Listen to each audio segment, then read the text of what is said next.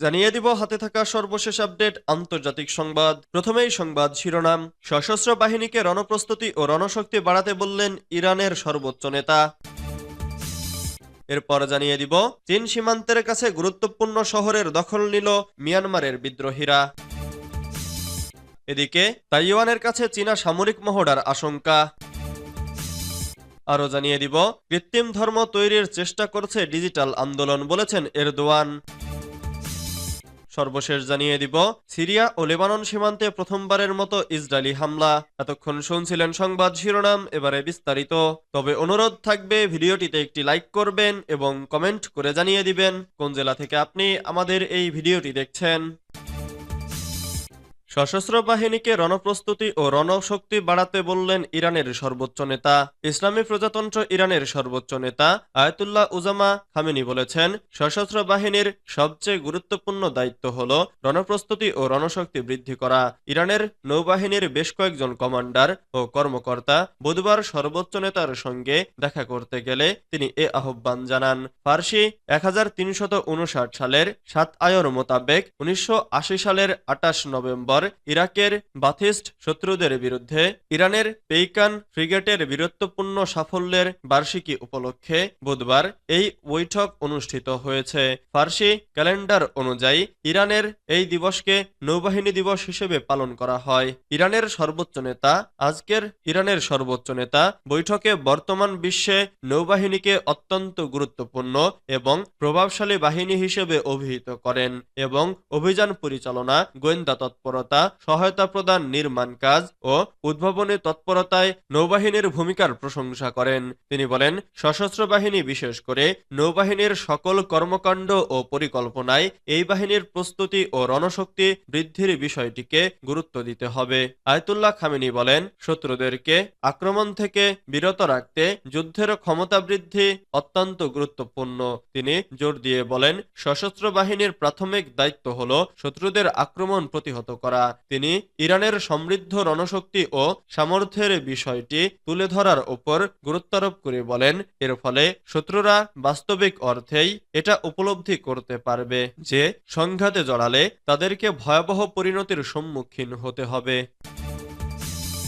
চীন সীমান্তের কাছে গুরুত্বপূর্ণ শহরের দখল নিল মিয়ানমারের বিদ্রোহীরা। মিয়ানমারের ক্ষমতাসীন জান্তা বাহিনীর কাছ থেকে আরও একটি শহরের দখল নিয়েছে বিদ্রোহীরা। লাউক্কাই নামের শহরটি প্রতিবেশী দেশ চীনের সীমান্তলগ্ন জান্তা বাহিনীর সাথে দীর্ঘ কয়েক সপ্তাহের রক্তক্ষয়ী সংঘর্ষের পর 3 বিদ্রোহী গোষ্ঠীর সমন্বয়ে গঠিত ব্রাদারহুড আয়ারল্যান্ডস এই শহরের নিয়ন্ত্রণ নিয়েছে। কাচিন ইন্ডিপেন্ডেন্স আর্মির কাছে কানপাইতির আপাত পতনের ফলে মিয়ানমারের সামরিক বাহিনীর হাতে মাত্র একটি সীমান্ত শহর মিউজের নিয়ন্ত্রণ থাকলো। এর ফলে খনিগুলোর সম্ভাব্য মুনাফা থেকে তারা বঞ্চিত হবে। এই খনি চীনকে রেয়ার অর্থ খনিজ পদার্থ সরবরাহ করে, যা বৈদ্যুতিক মোটর এবং বায়োটারবাইন, পাশাপাশি উচ্চ প্রযুক্তির অস্ত্র এবং অনেক ধরনের ইলেকট্রনিক্সের জন্য গুরুত্বপূর্ণ। কিআইয়ের মুখপাত্র কর্নেল নওবু বা সামরিক বাহিনীর মুখপাত্র গেটসুই কেউকেই মন্তব্যের জন্য একাধিকবার অনুরোধ করা হলেও সাড়া দেননি। তবে বেশ কয়েকটি স্থানীয় গণমাধ্যম গত সপ্তাহে কানপাইতির পতনের কথা জানিয়েছে।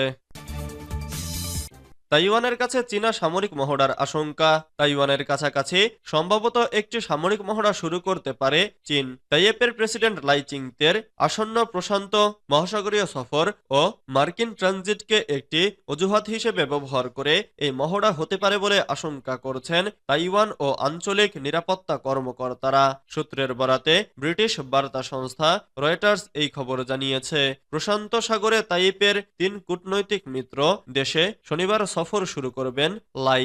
রয়টার্সকে সূত্র জানিয়েছে, যাত্রাপথে ওয়াই ও মার্কিন অঞ্চল গুয়ামে থাকবেন লাই। মার্কিন নির্বাচনের পরপরই মার্কিন অঞ্চলে তার ভ্রমণটিকে একটি সংবেদনশীল পদক্ষেপ হিসেবে মনে করছেন অনেকে।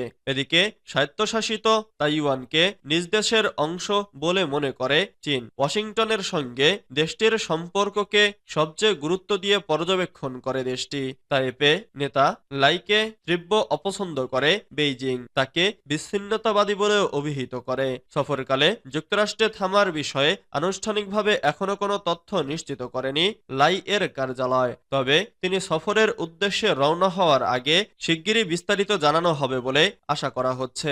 এই সফরের সঙ্গে পরিচিত সূত্রগুলো আগে রয়টার্সকে এমনটিই বলেছিল।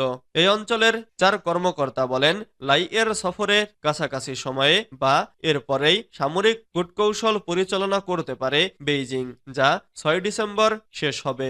বিষয়টির সংবেদনশীলতার কারণে পরিচয় প্রকাশ করতে অনিচ্ছার কথা জানিয়েছেন তারা। চীনের প্রতিরক্ষা মন্ত্রণালয়কে এ বিষয়ে মন্তব্যের অনুরোধ করে কোনো সাড়া পায়নি রয়টার্স, যদিও চীনা সরকার লাইকে ট্রানজিটের অনুমতি না দেওয়ার জন্য যুক্তরাষ্ট্রকে অনুরোধ করেছে।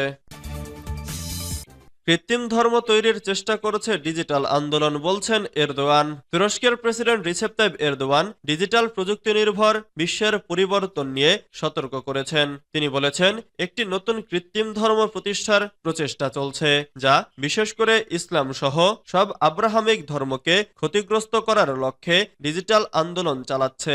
মঙ্গলবার 26 নভেম্বর তিনি আঙ্কারায় 7ম ধর্মীয় কাউন্সিলে ভাষণ প্রদানকালে এই মন্তব্য করেন। খবর TRT ওয়ার্ল্ড। এরদোয়ান বলেন, ডিজিটাল আন্দোলন ইসলাম সহ সব আব্রাহামিক ধর্মকে লক্ষ্যবস্তু বানিয়ে এবং দুর্বল করে একটি নতুন ধর্ম প্রতিষ্ঠার চেষ্টা করছে।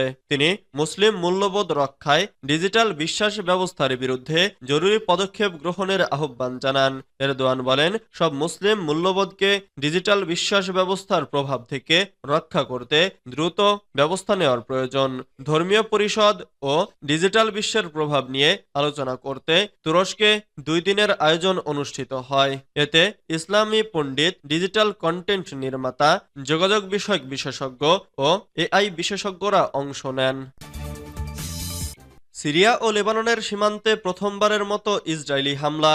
লেবাননের উত্তরাঞ্চলীয় সীমান্তে সিরিয়া সংলগ্ন 3টি স্থানে প্রথমবারের মতো হামলা চালিয়েছে ইসরায়েল। মঙ্গলবার 26 নভেম্বর গভীর রাতে এই হামলা চালানো হয়। লেবাননের পরিবহন মন্ত্রী আলী হামিয়ের বরাতে ব্রিটিশ বার্তা সংস্থা রয়টার্স এ খবর জানিয়েছে।